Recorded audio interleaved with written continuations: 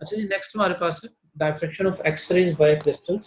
इसको X rays crystallography भी कहते हैं। तो लिखता है जी, एक्स-रेज इलेक्ट्रोमैग्नेटिक रेज हैं जिनकी वेवलेंथ बहुत कम है। इनका it is of the order of 10 raise to the power -10 meter. और डायफ्रैक्शन की कंडीशन में आपको पता है कि जो ग्रेटिंग की यानी कि डायफ्रैक्शन की जो स्पेसिंग होनी चाहिए, अपर्चर होना चाहिए, वो मैंने आपको बताया था कि लाइट की वेवलेंथ के कंपेरेबल होना चाहिए, बराबर होना चाहिए, या उससे जो है ना वो छोटा होना चाहिए। अब इतनी 10⁻⁻10 मीटर यानी ये बेसिकली डी है कि डी लैम्डा के बराबर होना चाहिए। इतना कम डी जो है ना वो हम नहीं बना सकते। इस तरह की डायफ्रैक्शन ग्रेटिंग आप मैकेनिकली कोई भी मशीन ले आए, कोई भी ऐसी चीज़ ले आए, नहीं बना सकते जिसमें आप ये 10 नैनोमीटर के यानी 1 एंगस्ट्रॉम के बराबर जो लाइन है ना वो लगा सकें। ऐसी आपके पास कोई मशीन ही नहीं। तो ये एक्सरेज को डायफ्रैक्ट करने के लिए फिर हम क्रिस्टल्स का सहारा लेते हैं, क्योंकि जो क्रिस्टल्स हैं, केमिस्ट्री में आपने पढ़ा होगा कि उनमें एटम्स की एक अरे होती है क्रिस्टल लैटिस में, जो कि एक नेचुरल डायफ्रैक्शन ग्रेटिंग का काम करती है। यानी वो जो लेयर्स होती हैं वो स्लिट्स का काम करती हैं। वो स्लिट्स जो होती हैं, वो जो लेयर्स होती हैं, दे एक्ट लाइक मिरर्स। उन मिरर्स से जो लाइट है वो रिफ्लेक्ट हो सकती है। तो ये बताता है कि एक्सरे जब क्रिस्टलाइन लेटेस के इन लेयर्स के ऊपर पड़ती हैं तो स्कैटर हो जाती हैं, रिफ्लेक्ट हो जाती हैं। और ये जो स्कैटरिंग है उसकी वजह से डायफ्रैक्शन इफेक्ट्स हमें जो है ना वो स्क्रीन के ऊपर जो है ना वो नजर आते हैं। अब अगेन ये चीज़ है, अगर आप इस टॉपिक को भी मैं आपको एक्सप्लेन करूंगा तो आप देखेंगे कि उसमें सारा हम जो लाइट की रेज होंगे, एक्स रेज, उन्हें रिफ्लेक्ट कर रहे होंगे। बच्चे अक्सर ये क्वेश्चन पूछते हैं कि सर ये तो रिफ्लेक्शन है, ये डायफ्रैक्शन कैसे हो गया? मगर जब वो रिफ्लेक्टेड रेज आपस में इंटरफेयर करती हैं तो हमें स्क्रीन के ऊपर पैटर्न जो नजर आते हैं बिल्कुल डायफ्रैक्शन जैसे नजर आते हैं। इसीलिए आप इस टॉपिक को रिफ्लेक्शन ऑफ एक्स रेज नहीं बल्कि डायफ्रैक्शन ऑफ एक्स रेज का नाम देते हैं। अदरवाइज आपने ये चीज याद रखनी है कि एक्चुअल फिनोमेना जो इसमें हो रहा होगा वो रिफ्लेक्शन का होगा। अभी मैं आपको एक्सप्लेन भी करूंगा। और ये जो इफेक्ट मैं आपको भी एक्सप्लेन करूंगा, एक्स क्रिस्टलोग्राफी वाली जो चीज़ है, ये ब्रैग्स ने जो है ना डिस्कवर की थी 1914 में, जिसमें इनको नोबेल प्राइज भी मिला था। डब्ल्यू एच ब्रैग और डब्ल्यू एल जो है ना वो ब्रैग, ये जो थे ये बाप बेटा थे, ब्रदर्स नहीं थे। तो इनमें जो यंगर जो ब्रैग है उसने इस चीज़ को ऑब्जर्व किया और अपने फादर से फिर डिस्कस किया।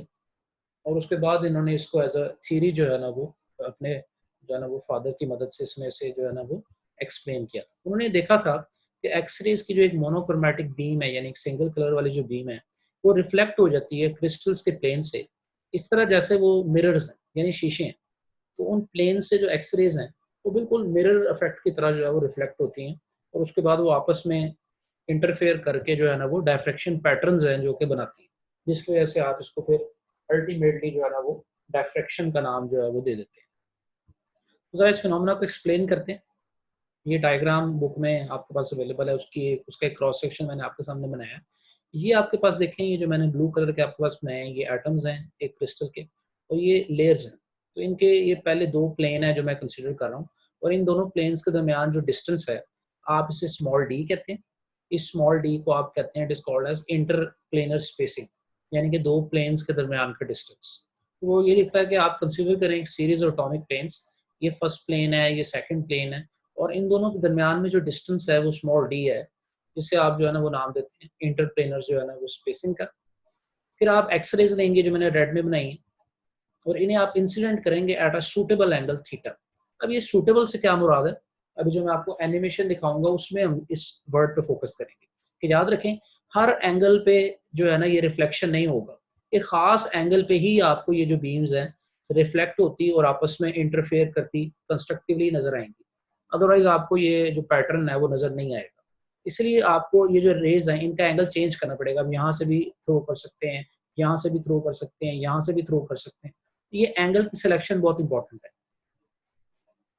अब देखें, ये दो बीम्स हमने कंसीडर की हैं, ये इनको आप रिफ्लेक्ट कर सकते हैं from both the upper and the lower planes. ये वाली बीम है जो अपर प्लेन से रिफ्लेक्ट होकर जा रही है, ये वाली बीम है जो लोअर प्लेन से रिफ्लेक्ट होकर जा रही है। अब देखें, जो लोअर प्लेन से रिफ्लेक्ट हो जा रही है, यहाँ से लेके यहाँ तक और यहाँ से लेके यहाँ तक जो लेंथ है वो सेम है। नीचे वाली जो बीम है ये एक्स्ट्रा डिस्टेंस जो है ना वो कवर कर रही है, जिसे पाथ डिफरेंस आप कहेंगे, जो कि जाते हुए भी कवर करेगी और वापस जाते हुए भी कवर करेगी। तो ये जो पाथ डिफरेंस है, अगेन द सेम ट्राइंगल जो हम पहले बार बार बनाते रहे, this path difference will be equal to d sine theta. तो अगेन ये टेक्स्ट में भी वो ये लिखता है कि ये जो बीम है जो कि लोअर प्लेन से जो है ना रिफ्लेक्ट हो रही है, it travels some extra distance, यानी इसका सफर ज्यादा है क्योंकि ये नीचे वाली लेयर से होके आ रही है, और ये इतना प्लस इतना डिस्टेंस है जो कि एक्स्ट्रा कवर करेगी। This path difference will be equal to, जाते हुए भी डी साइन थीटा और वापस जाते हुए भी d sine theta, d sine theta plus d sine theta, आपके पास जो इफेक्टिव पार्ट डिफरेंस बनेगा that will come out to be equal to 2d sine theta, जो कि अभी रे 1 और रे 2 के दरमियान आ जाएगा। अब अगर आप चाहते हैं कि रे 1 और रे 2 दोनों की दोनों आपस में कंस्ट्रक्टिवली इंटरफेयर करें, एक दूसरे को सुपर इम्पोज करें, री करें, तो हम लोगों ने कंडीशन पढ़ी है कि ये जो इफेक्टिव पार्ट डिफरेंस है, this path difference should be equal to a multiple of lambda. देखिए पूरे चैप्टर में बार बार ये एक बात जो है ना वो हो रही है, आपको ये रट जानी चाहिए कि अगर जो है ना पार्ट डिफरेंस एक वेव लेंथ का फर्क होगा, यानी कि एक वेव ने पूरी वेव कवर कर ली, उसके बाद दूसरी स्टार्ट होगी, तो दोनों की दोनों एक दूसरे के शाना बशाना जो है ना मूव करें, जिसकी वजह से उनके दरमियान कोहेरेंस आ जाएगी और वो कंस्ट्रक्टिवली जो है ना फिर वो क्या करेंगी, इंटरफेयर करेंगे। तो ये याद रखिएगा, this is the ultimate equation जो कि आपको जो है ना वो मिलती है, जिसे आप ब्रैग्स इक्वेशन कहते हैं। अगेन वो बापेटे ने जो है ना वो अपने नाम के ऊपर ये इक्वेशन रखी है, जिसे ब्रैग्स इक्वेशन जो है वो कहते हैं, that is 2d sin theta equal to n lambda. तो आप डायफ्रैक्शन ग्रेटिंग वाला टॉपिक देखें, उसमें ये 2 नहीं था, you can emit this 2, that was d sin theta equal to n lambda, लेकिन इसमें 2d sin theta है because the effective path difference is double, इसमें आपके पास 2d आ रहा है, तो इसे ब्रैग्स इक्वेशन कहते हैं। And n is again the called as the, this time it is called as the order of reflection, not diffraction. तो प्रीवियस टॉपिक्स में ऑर्डर ऑफ डायफ्रैक्शन था, ये भी आपको एमसीक्यू आ सकता है कि ब्रैग्स इक्वेशन में जो n है वो ऑर्डर ऑफ रिफ्लेक्शन है या रिफ्रैक्शन है या डायफ्रैक्शन है, तो you have to write it as the order of reflection. ये छोटी छोटी चीजें हैं but they can cost you marks in terms of MCQs. ये diffraction of X-rays by crystals का फिनोमेना है। तो इसी फिनोमेना को मैं आपको जो है ना अगेन एक्सप्लेन करता हूँ with the help of N animation, जिसके अंदर आप जो है ना इसको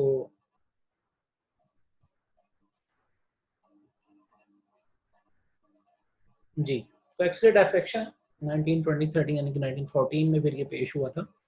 यंगर ब्रैग का मतलब ये है कि जो छोटा वाला था उसने इसको जो है ना वो डेवलप किया था। तो देखिए ये आपके पास एक्सरे का एक सोर्स है और ये डिटेक्टर, ये वो क्रिस्टल और जो कि यहाँ पे सोडियम क्लोराइड का क्रिस्टल लिया हुआ है, इस NaCl के क्रिस्टल के ऊपर यहाँ से आप रेडियस को थ्रू करेंगे और डिटेक्टर से आप उन्हें जो है वो क्या करेंगे, रिसीव करेंगे। तो अगर इसको देखते हैं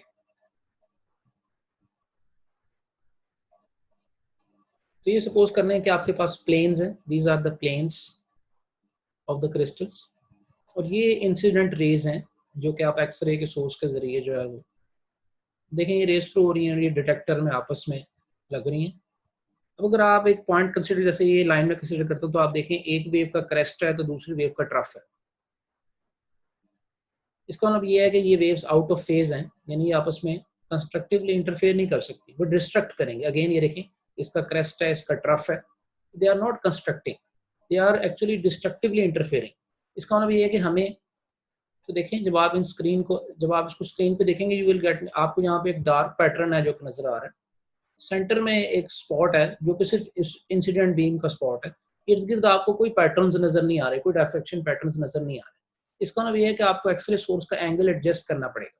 that is why I called it that is how I called it a suitable angle. देखिए ये एंगल आपको सोर्स का और डिटेक्टर का इस तरह चेंज करना पड़ेगा ताकि ये बीम्स आपस में इंटरफेयर करें कंस्ट्रक्टिवली, आपस में इन फेज हो जाए, आउट ऑफ फेज ना रहे। अब देखें ये रे 1 को आपने थ्रू किया, ये इन फेज है, यहाँ पे डिटेक्टर को भी आप एडजस्ट कर रहे हैं at a suitable angle. Now you can सी, अगर यहाँ पे मैं एक लाइन ड्रॉ करूं एट एनीवेयर, अब इनके दरमियान कंस्ट्रक्शन होगी। तो रे 1 और रे 2 यहाँ देखें, यू कैन सी कि दोनों की दोनों इन फेज हैं, इसका भी ट्रफ आ रहा है, इसका भी ट्रफ आ रहा है, आगे कहीं पे इनके जो क्रेस्ट होंगे वो भी इन लाइन होंगे।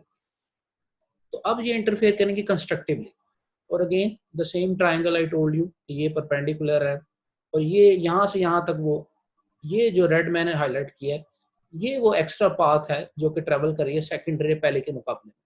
यहाँ पे एक छोटी सी ट्राइंगल बन रही है, अगर इस ट्राइंगल को हम यहाँ से एक्सट्रैक्ट कर सकें तो इस ट्राइंगल की मदद से देखें, दिस ट्राइंगल, इसमें ये बेस है डी के बराबर है और ये hypotenuse that is equal to d sine theta. तो आप जो पाथ डिफरेंस है निकाल सकते हैं, that is d sine theta plus d sine theta. Total आपके पास पाथ डिफरेंस आ जाएगा 2d साइन थीटा इन दोनों के दरमियान। और अगर आप चाहते हैं कि इन दोनों के दरमियान पाथ डिफरेंस यानी कि कंस्ट्रक्शन हो, कंस्ट्रक्टिव इंटरफेरेंस हो, this path difference should be equal to n integral multiple of the wavelength lambda, यानी कि इस वेवलेंथ के बराबर, इसके मल्टीपल के बराबर होना चाहिए, so that you can see both of them interfering constructive. तो ये आपके पास ब्रैग्स इक्वेशन आ जाएगी।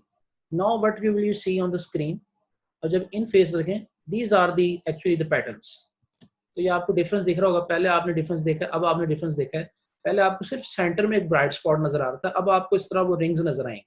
Now you will actually see those diffraction patterns जो कि आपको पहले नजर नहीं आ रहे थे। तो इस तरह जो मैक्सिमम इंटेंसिटी है वो स्पॉट्स में शो करेंगे। तो ये वो बाप बेटा है माशाल्लाह, फादर एंड सन, जो 1915 में, एक साल बाद ही जो है ना, इनको नोबेल प्राइज मिला था फिजिक्स में फॉर देयर डिस्कवरी, इनकी डिस्कवरी की वजह से। तो अपनी प्रेजेंटेशन पे वापस आते हैं। एप्लीकेशंस क्या हैं एक्सरेज क्रिस्टलोग्राफी की, कि आप ब्रैग्स इक्वेशन के जरिए इंटरप्लेनर स्पेसिंग निकाल सकते हैं दो सिमिलर प्लेन्स के दरमियान में। इफ़ यू हैव, अगर आपको एक्सरेज की वेवलेंथ का पता हो, इस फार्मूले से n lambda over 2 sine theta वाले फार्मूले से you can calculate the value of interplanar spacing. ये मैं भी आपको जो है ना न्यूमेरिकल करके दिखाता हूँ। इसके अलावा ये यूजफुल रहा है बायोलॉजिकल कंपाउंड्स का स्ट्रक्चर निकालने में। जिस तरह हीमोग्लोबिन आपको पता है कि ऑक्सीजन का कैरियर है ब्लड में, इसका स्ट्रक्चर निकाला था इन्हीं ब्रैग साइंटिस्ट ने। और डीएनए का जो डबल हेलिक्स स्ट्रक्चर है, इसका स्ट्रक्चर फाइंड आउट करने में जो क्रिस्टलोग्राफी है, ये भी हेल्पफुल जो है ना वो रही है। तो ये d n lambda over 2 sine theta वाले फॉर्मूले से आप जो है ना कैलकुलेट कर सकते हैं लाइट की वेवलेंथ। तो इसको भी जो है ना देखते हैं एक न्यूमेरिकल के जरिए। जैसे सपोज करें आपके पास एक जो है ना वो न्यूमेरिकल है, जिसके अंदर वो बता रहा है कि एक्सरे है, जिसकी वेवलेंथ 125 पाइकोमीटर है। तो वो क्रिस्टल पे लग रही है at an angle of 17.4 degrees.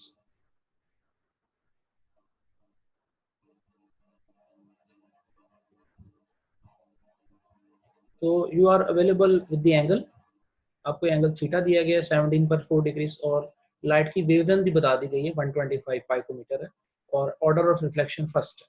तो आप ये इक्वेशन यूज करेंगे 2d sin theta is equal to n lambda, और यहाँ से आप d की वैल्यू निकाल लेंगे, it will come out to be n lambda divided by 2 sin theta. तो फर्दर आप इस इक्वेशन में n की वैल्यू पुट करेंगे 1 है, लैम्डा की वैल्यू पुट करेंगे 125 pm है, और 2 multiply by sine of the angle theta जो 17.4 डिग्री है। तो आप इस तरह पुट करके इंटरप्लेनर स्पेसिंग निकाल सकते हैं, and that will come out to be equal to 209 pm। तो इस तरह के और न्यूमेरिकल भी हैं जो कि मौजूद है। तो हमारा लास्ट मिनट चल रहा है प्रेजेंटेशन का। तो दिस